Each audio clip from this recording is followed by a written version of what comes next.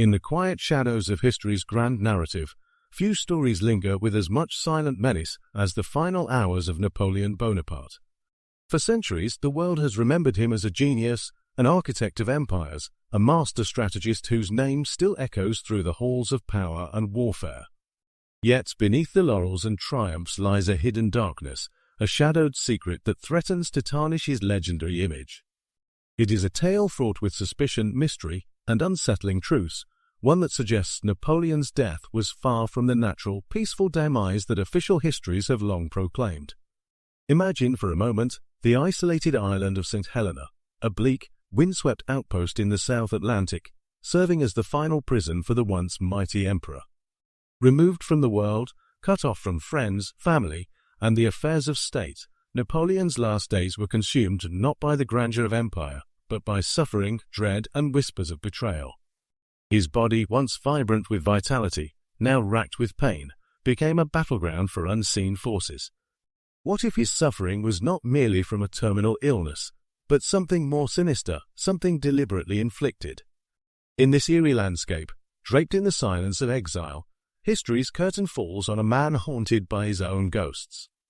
The official record states he succumbed to stomach cancer, an otherwise natural cause for his tragic end.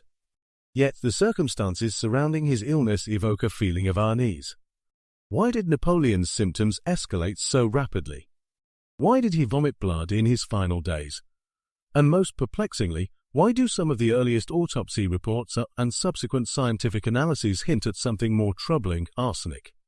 The story reveals a tapestry woven with secrets and half-truths. Post-mortem examinations initially pointed toward cancer, yet later insights, based on chemical tests of his hair and tissue samples, raised unsettling questions. Elevated arsenic levels, persistent across multiple tests, suggest that poisoning may have played a role. Was Napoleon deliberately poisoned? And if so, by whom? The British authorities, who regarded him as a threat, or internal enemies eager to silence him forever? The suspicion of foul play sparks intense debate among historians, scientists, and conspiracy theorists alike. The possibility that Napoleon was murdered, an assassination concealed as a natural death, shatters the simplistic narrative of a fallen hero succumbing peacefully to disease. Instead, it reveals a sinister plot, hidden within the corridors of power, designed to eliminate the man who once dared to challenge the monarchies of Europe. Behind this darkness stands figures like Dr. Francesco Antommarchi, Napoleon's personal physician, whose observations and ethical dilemmas add depth to the story. Was he complicit? Or was he a pawn in a larger conspiracy? Did Napoleon's psychological torment, his paranoia, despair, and sense of betrayal accelerate his decline, or was his suffering engineered from the shadows? These questions deepen the ominous atmosphere, turning what should have been a quiet death into a chilling mystery. As we peel back the layers of history, the narrative grows more disturbing. Was Napoleon's demise merely a natural end, or was it a calculated act of poison, a final act of cruelty by those who saw him as a threat to be eliminated at all costs? The more we investigate, the less certain we become. The truth remains elusive, buried beneath lies, cover-ups, and a tapestry of conspiracy that continues to haunt history's shadows. In the darkness of those final hours, beyond the physical pain and psychological torment, lurks a profound question. Are some deaths too dark to be fully revealed? Napoleon Bonaparte's demise may seem like just the end of a man, but it could very well be the climax of a sinister game, a warning that in the shadows of power, death itself can be orchestrated, hidden behind a facade of decline and inevitable fate. In the wake of Napoleon Bonaparte's meteoric rise to power, Europe was a continent in turbulent upheaval. His triumphs on the battlefield transformed France into an unstoppable force, reshaping borders and redrawing maps with the stroke of his pen. Yet, as his armies marched, victory was often overshadowed by the dark undercurrents of ambition, treachery, and inevitable downfall. By the early 19th century, the once indomitable emperor's empire was crumbling beneath him, culminating in the devastating defeat at Waterloo in 1815, a battle that sealed his fate and marked the end of an era. His downfall was both swift and merciless. The victors, coalitions of European powers driven by a mix of hatred, fear, and political calculation, urged him into exile. This wasn't merely a strategic move. It was a calculated attempt to erase his influence from the very fabric of history.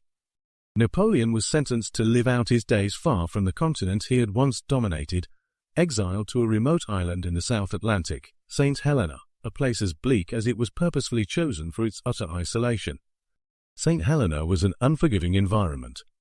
A barren, windswept landmass, surrounded by treacherous waters and ruthless storms, it stood as a stark monument to rejection, an exile that symbolized both his fall from power and the West's desire to bury his memory.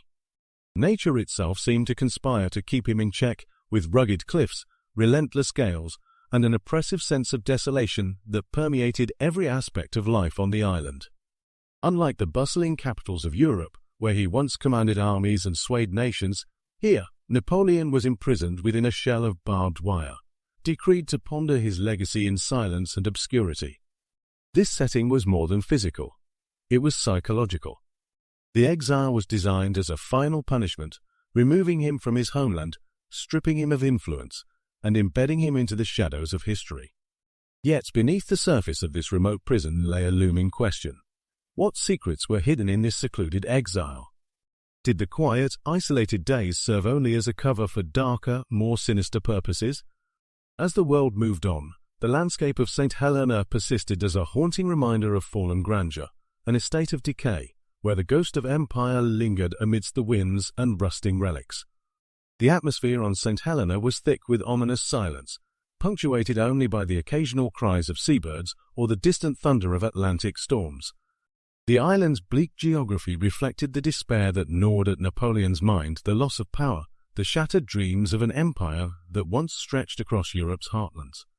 His spirit, once fiery with ambition and pride, now flickered dimly beneath the weight of exile, haunted by memories of battles won and lost, and by the gnawing suspicion that his death might not be as natural as the official records claimed. Indeed, the setting itself seemed to whisper secrets that would only surface decades later, as historians and scientists peered into the shadows of the past. In this lonely, windswept place, the stage was set not only for the final chapter of a warrior's life, but also for the dark truths that would shroud his death. Was exile a mere physical punishment, or was it a carefully crafted prison designed to conceal the real cause of his demise? The desolate landscape, the relentless storm, and the quiet despair of Napoleon's last days all contributed to a sense that perhaps the soul of an empire was being smothered not just by sickness, but by the invisible hand of conspiracy and silence. As the sun dipped below the horizon, casting long shadows over the island's jagged cliffs, it became clear that St. Helena was more than just a prison. It was a symbol of the brutal final act in a story fraught with betrayal, secrecy, and the unspoken horrors lurking beneath history's surface. As the final chapter of Napoleon Bonaparte's tumultuous life unfolded on the desolate shores of St. Helena, the key figures surrounding his death played roles shrouded in mystery, ambition, and concealed motives. Their actions, decisions, and possible betrayals weave a complex tapestry of power, secrets, and deception, painting a darker picture of history than the official narrative suggests. At the heart of this web was Napoleon himself, an extraordinarily proud man whose obsession with legacy and survival pushed him to the brink of despair. Despite his legendary military prowess, by 1821 he was a weakened, vulnerable figure. His health deteriorated rapidly, his body racked with pain, and his mind tormented by fears of poisoning and betrayal. His psychological state, an amalgamation of paranoia and dignity, became a battleground where truth and illusion collided, especially given the sinister atmosphere of exile. Did Napoleon sense he was being poisoned? Or was his declining health merely a consequence of the relentless years of warfare and confinement? The answer remains elusive, but doubt hung over every moment of his final days. Dr. Francesco Antommarchi, Napoleon's personal physician, emerges as a pivotal yet enigmatic figure in this saga. An Italian doctor appointed during Napoleon's captivity, Antommarchi was tasked with monitoring the emperor's health and providing care. However, whispers of his potential motives and loyalties persist. Some suggest that Antommarchi might have harbored divided loyalties, perhaps caught between allegiance to his patient and the political powers controlling him. Could he have been complicit in a covert plot to hasten Napoleon's demise, whether through negligence or deliberate poisoning? Alternatively, might he have been genuinely convinced that he was doing his duty, unaware of darker forces at play? His initial reports emphasized cancer, but later secret analyses of Napoleon's hair revealed alarming arsenic levels, raising uncomfortable questions about his role in the possible murder. Then there are the powerful political figures whose interests converged at St. Helena. King Louis XVI, installed on the throne after Napoleon's fall, represented the restoration of old monarchy and the suppression of revolutionary ideals. To secure their power, the Allies, particularly Britain, had a vested interest in discrediting Napoleon's legacy. Was the British government fully transparent about their intentions? Historians speculate that they might have viewed Napoleon as not just a political rival but a threat to stability, a figure who could rally support and reignite conflicts. As a result, any suggestion of foul play or unnatural death could have been conveniently concealed to preserve their authority and cast Napoleon as a victim of illness, rather than the victim of a murder plot. Furthermore, behind the scenes, figures within the British administration and their agents may have had stakes in silencing Napoleon thoroughly. Their motivations ranged from preventing him from rallying support to protecting their own interests.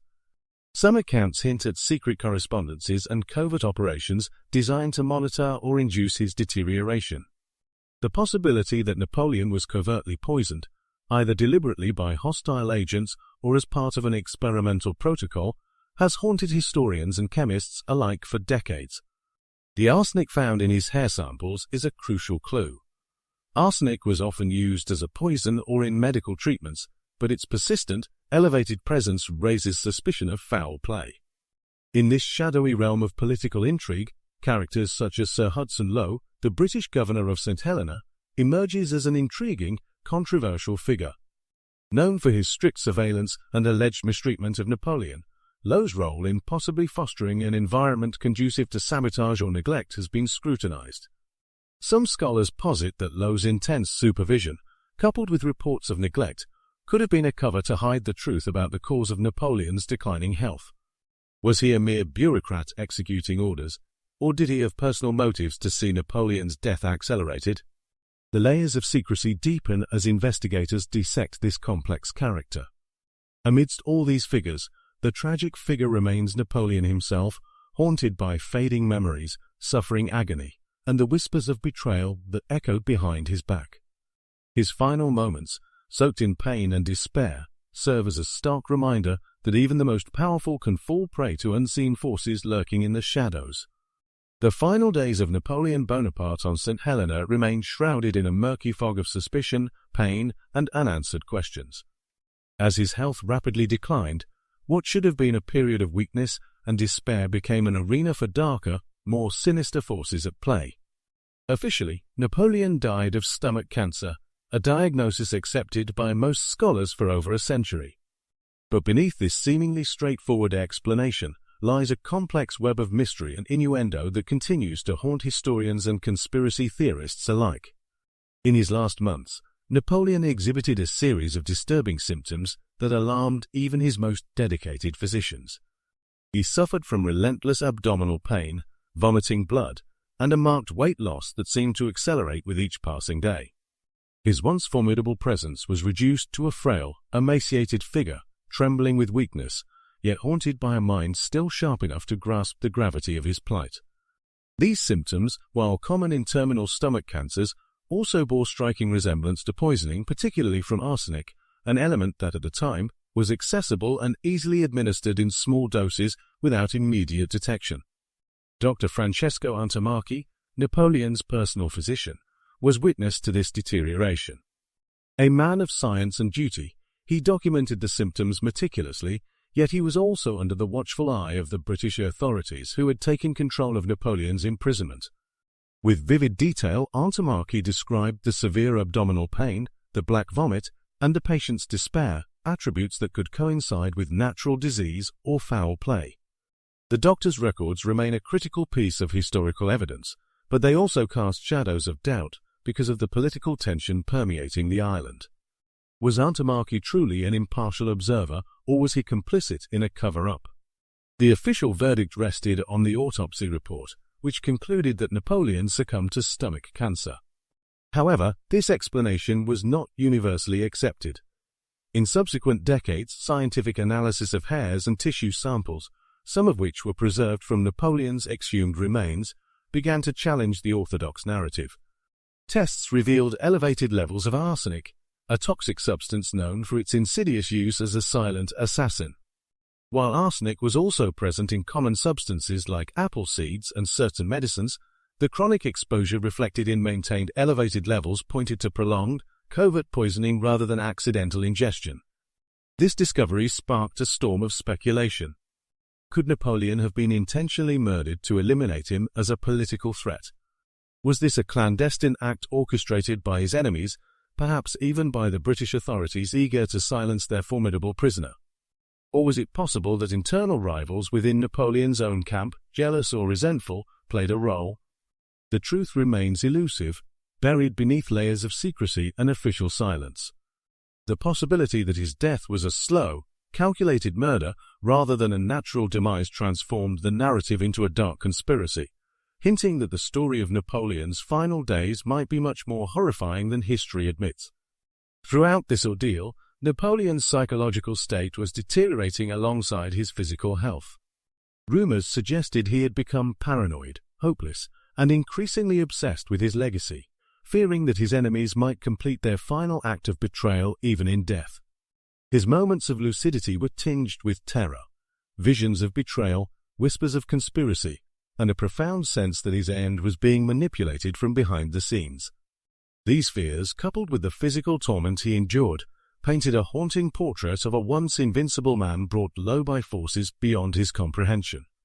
In the end, the mysterious illness that claimed Napoleon's life encapsulates more than just a biological demise. It embodies the grim possibility of betrayal, the dark shadows of political power, and the silent horrors of murder disguised as natural death. As the shadows lengthen over Napoleon's final days on St. Helena, a darker story begins to emerge, a tale shrouded in suspicion, conspiracy, and the unsettling possibility that his death was not the inevitable consequence of illness, but a deliberate act of murder. For centuries, the official narrative has held that Napoleon succumbed to stomach cancer, a natural end befitting a man of his history and stature.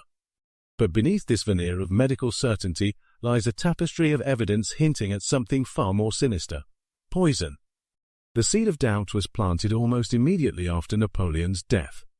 When Francesco Antommarchi examined the emperor's body, he documented a set of symptoms consistent with gastric cancer, abdominal pain, vomiting blood, severe weight loss. Yet, suspicious voices whispered from the shadows, what if these signs were subtly manufactured? Some contemporaries noted the rapid decline in Napoleon's health, which seemed disproportionately swift for the typical progression of stomach cancer. Could foul play have played a role? The first substantial challenge to the official account appeared decades later, with the analysis of samples taken from Napoleon's hair. In the late 20th century, scientific advances allowed researchers to examine historical hair specimens, searching for traces of toxins that might have contributed to his death. What they discovered was startling. Elevated levels of arsenic, a potent poison, lingered within the sample. And not just trace amounts, but levels that suggested chronic arsenic exposure, possibly over a prolonged period. The question was no longer whether Napoleon was poisoned, but why. Arsenic was notorious in the 19th century for its insidious use as a poison. It was odorless, tasteless, and could mimic symptoms of natural illnesses, making it an ideal agent for covert murder. If Napoleon had been poisoned, who would have had the palatable motive? The British, awaiting his demise, had the most obvious reason. They saw him as a threat to their political stability and had plenty of opportunity. But motives extended beyond simple political convenience. Some historians suggest that internal enemies, perhaps even members of Napoleon's own circle eager to silence him, might have played a role. What complicates these suspicions is the manner in which the autopsy was conducted and records were preserved or deliberately altered. The original reports indicated a straightforward case of cancer, but later researchers found inconsistencies and potential gaps. Some post-mortem notes and tissue analyses, kept in secret archives, hinted at anomalous tissue discolorations and chemical residues not typical of natural cancer death. These discrepancies fuel the hypothesis that foul play was involved, with the poisoning carefully concealed beneath layers of misdirection. Compounding the intrigue are testimonies of those close to Napoleon. Dr. Antommarchi himself reported feeling uneasy about the autopsy results, noting strange residues and the possibility that external substances might have caused his deterioration. Some believe he was aware or even complicit in a cover-up to protect powerful interests who wanted Napoleon dead and forgotten as a martyr hero. Throughout these revelations, it becomes clear that the evidence of poisoning is compelling. The arsenic levels in his hair cannot be ignored. They are too consistently elevated to dismiss as mere contamination. Their presence suggests that, in his final days, Napoleon was subjected to unseen toxins, quietly eroding his health. The question then arises, was this a calculated elimination or a tragic accident masked as natural death? The implications are chilling.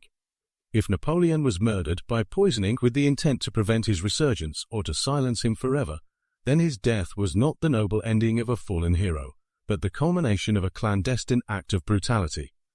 This dark truth lurks beneath the surface, hidden by archives, politics, and the passage of time, waiting to be uncovered anew.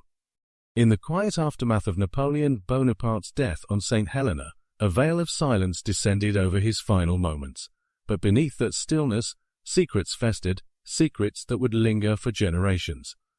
Officially, history recorded his demise as the tragic consequence of stomach cancer, a natural end for a man whose life had been marked by war, ambition, and relentless pursuit of power. Yet, as the years passed, questions arose that challenged this sanitized narrative, revealing a tangled web of cover-ups, hidden motives, and dark suspicions. Following Napoleon's death in 1821, authorities on St. Helena meticulously documented the autopsy results. The official report echoed the cancer diagnosis, citing a large gastric tumor as the cause of death. However, beneath the clinical findings lay an unsettling discrepancy. Autopsy tissues and hair samples taken in the years after his death revealed unusually high levels of arsenic. Initially dismissed as contamination or environmental factors, later scientific scrutiny suggested something far more sinister. Could it have been a covert poison administered slowly over months or even years, ensuring Napoleon's demise without arousing suspicion? The British authorities, who had exiled Napoleon and now managed his estate, maintained a strict control over his remains and personal effects. Official records, correspondence, and preserved relics all seemed designed to suppress any hints of foul play. The British, seeking to uphold their victory and avoid diplomatic embarrassment, carefully curated the official narrative, one that painted Napoleon as a fallen hero struck down by a natural, albeit tragic, illness. Any suggestion of murder was brushed aside or dismissed as conspiracy. Intriguingly, key figures like Dr. Francesco Antommarchi, Napoleon's personal physician, remained tight-lipped about his suspicions. Diagnosed with a sense of ethical conflict, Antommarchi's post-mortem notes conflict with later findings that hinted at arsenic poisoning. Was he influenced by the political currents of the time, or did he genuinely harbor doubts? Some historians argue that his hesitations, combined with inconsistent testimony, suggest he might have sensed something sinister but lacked the courage or authority to speak out. The clandestine truths did not stay buried forever. As scientific techniques advanced, particularly in the late 20th century, researchers revisited old samples and uncovered persistent arsenic levels. This evidence ignited a flood of speculation. Was Napoleon deliberately poisoned by enemies eager to erase him permanently? Or was his death merely a tragic culmination of health neglect and the oppressive environment of exile? These questions divided historians and scientists alike, fueling a debate that persists to this day. Another layer to this tangled legacy involves political motives. Some believe the British may have had a vested interest in silencing Napoleon, preventing him from inspiring revolutionary remnants or rallying supporters even in death. The idea that he could be murdered to quash potential threats to the monarchy or to Britain's imperial ambitions adds a chilling dimension to his final days. Moreover, rumors circulated that he was poisoned by his own allies or internal enemies who saw him as a symbol too dangerous to remain alive, even in death. The cover-up was not merely about controlling information, it was about protecting a narrative that suited powerful interests. By framing his death as a natural occurrence, the authorities deflected questions about the true causes and eliminated the possibility of foul play tainting their legitimacy. Any alternative explanation risked unsettling the fragile political balance of post-Napoleonic Europe, where the legacy of his rule still cast long shadows.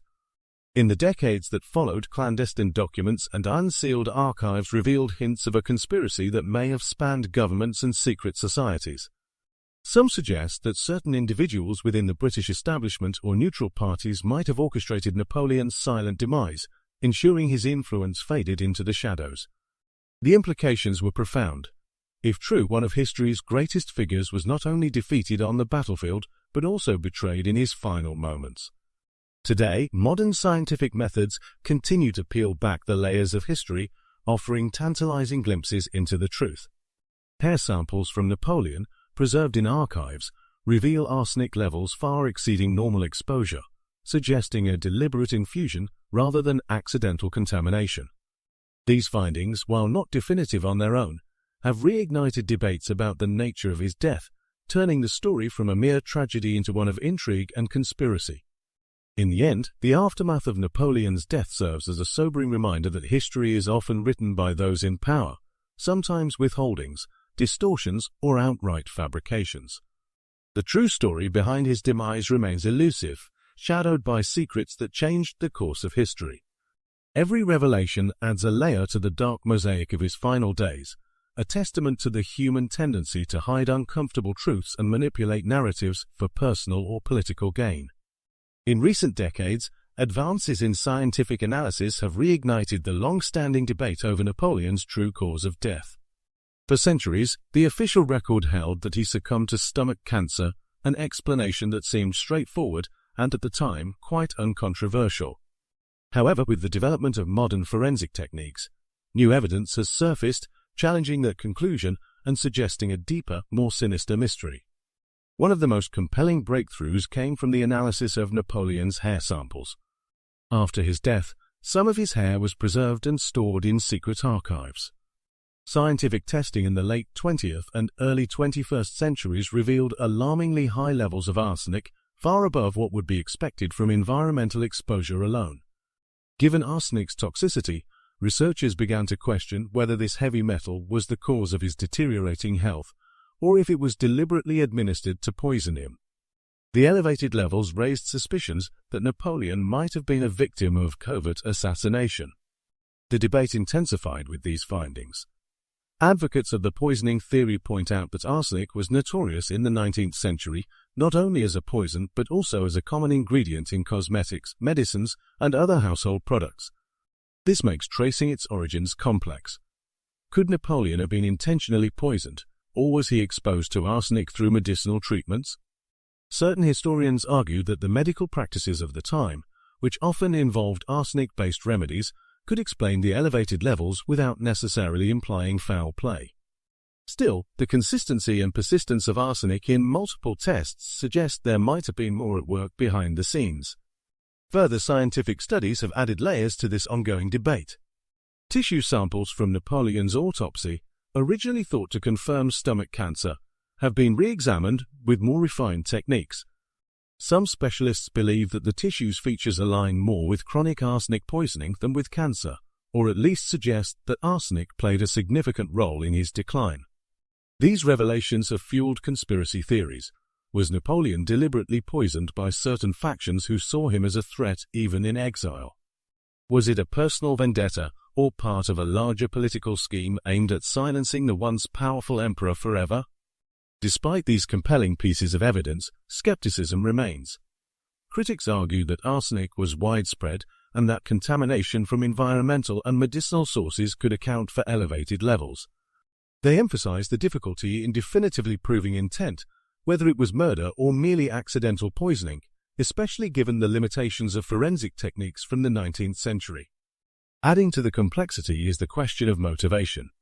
If Napoleon was poisoned, who stood to gain? Some theories implicate the British, who benefited from his death and sought to erase his influence. Others suggest internal enemies within his inner circle, motivated by fear, jealousy, or a desire to end his legacy once and for all. Moreover, the very nature of covert poisoning leaves little direct evidence, making it difficult for historians and scientists to reach a consensus. Today, the debate continues, fueled by new technologies and interdisciplinary research. Advances in trace element analysis, isotopic testing, and modern autopsy reviews have only deepened the mystery. Some believe that the truth is buried beneath layers of secrecy and political intrigue, waiting to be uncovered. Others remain skeptical of any conspiracy, insisting that health deterioration from natural causes remains the most plausible explanation. Whether Napoleon was murdered or simply fell victim to the medical treatments of his era, these revelations as to a grim possibility that history often conceals darker secrets beneath its polished veneer. Ultimately, the ongoing debate about Napoleon's death exemplifies how science and history intertwine, each challenging the other, each revealing new shades of truth. As we peel back the layers of history and peer into the final days of Napoleon Bonaparte, a chilling realization emerges. Beneath the grandeur of his legend lies a dark, unsettling truth. His death was not merely the natural conclusion of a war-tattered life, but possibly the culmination of a calculated act, a sinister end carefully veiled behind the guise of inevitable decline. This reflection forces us to confront uncomfortable questions about the nature of power, the ethics of sovereignty, and the shadows cast by those who wield them. Napoleon's life was a saga of triumph and tragedy, a story punctuated by brilliance on the battlefield and a relentless obsession with legacy. Yet his final chapter on the desolate island of St. Helena is shrouded in an eerie sense of foreboding. Officially, his demise was attributed to stomach cancer, a diagnosis based on autopsy reports, tissue analyses, and the unraveling of symptoms that appeared consistent with terminal illness. But for those who scrutinized the evidence further, cracks in the narrative began to form. Could a ruthless political agenda or personal vendettas have driven those in control, be it the British authorities, rival factions within France, or clandestine agents, to eliminate the once mighty emperor in a slow, insidious manner? The figures surrounding Napoleon's final moments are as shadowy as the truth itself. Dear Francesco Antomarchi, his personal physician, was caught in a moral dilemma. Was he merely performing his duty, or was he complicit in a conspiracy to hasten Napoleon's death? His suspicions were well-founded. In secret, he expressed unease about the symptoms and the sudden deterioration.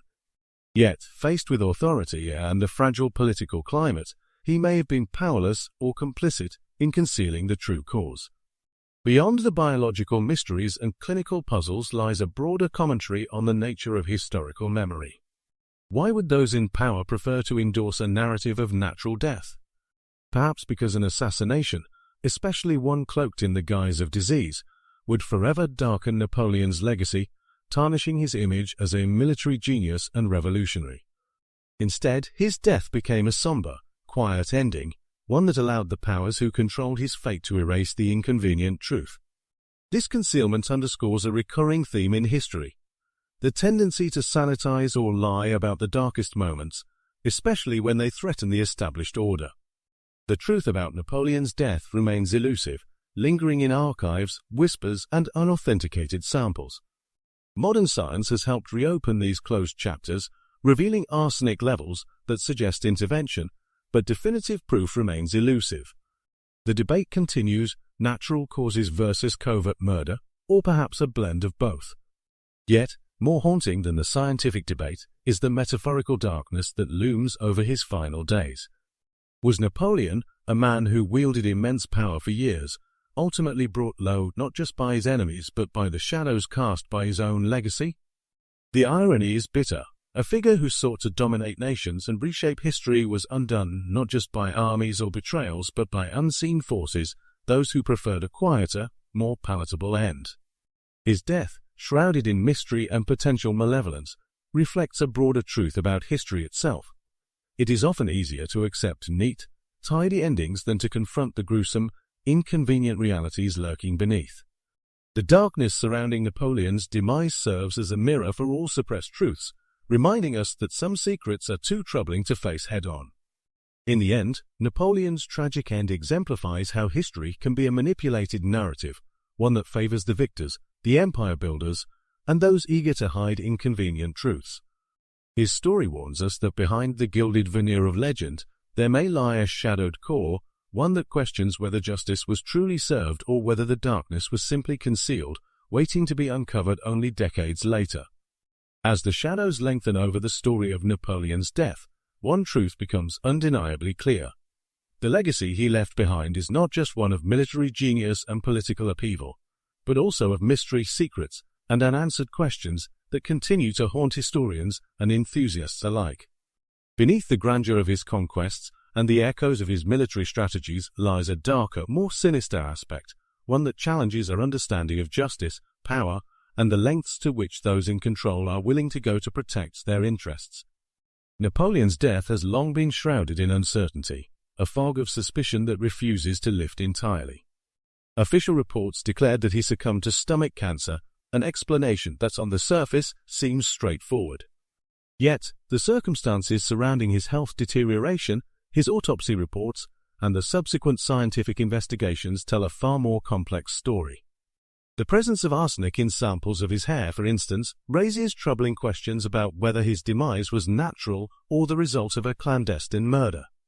Some experts argue that the levels of arsenic detected could have been introduced through common environmental sources or medicinal treatments common at the time, but others contend that it points to a deliberate attempt at poisoning. The possibility of assassination opens a labyrinth of motives. Was he silenced to prevent him from revealing sensitive political secrets? Was it a calculated move orchestrated by his enemies, perhaps fueled by lingering resentments, fears of his revival, or a desire to secure the new order of Europe? The British authorities, who held him captive on St. Helena, are often cast in the role of gatekeepers of history, accused of covering up or manipulating the truth to preserve their dominance and reputation. The fact that the official narrative remained unchallenged for so long, despite mounting evidence and scientific advances, fuels speculation about a deliberate effort to conceal the truth. Adding layers to this clandestine tale are the characters involved in Napoleon's final days. Dr. Francesco Antommarchi, the doctor who examined him, suspected foul play, but either out of loyalty, fear, or ideological constraints, he remained silent for years. His ethical dilemma, whether to reveal what he suspected or to protect those in power, mirrors the broader theme of silence and suppression that pervades this chapter of history. Napoleon himself, in his last moments, endured a maelstrom of pain, paranoia, and a desperate desire to understand the shadow of death approaching him. Was he aware of the threats lurking in his medical treatments? Did he sense that his fate was being manipulated? In the broader context, the unanswered questions about Napoleon's death serve as a metaphor for the ways history is often sanitized, edited, manipulated, or outright concealed to serve the interests of those who write the narratives. The true story behind his demise is likely far more complex than a simple illness. It embodies the dark themes of power struggles, secrets kept at the expense of truth, and the human capacity for concealment in the face of inconvenient facts.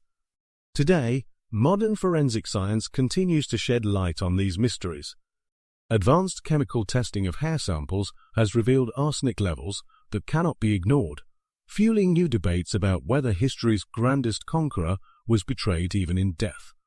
Each new discovery is like a shard of mirror reflecting the shadows of the past, distorted truths, lingering suspicions, and unresolved conflicts that remind us how fragile the lines are between legend and legend forged in darkness.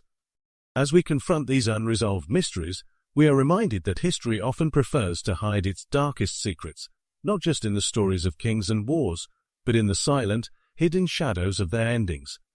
Napoleon's tragic fate, wrapped in secrecy and mystery, becomes a haunting symbol of this truth.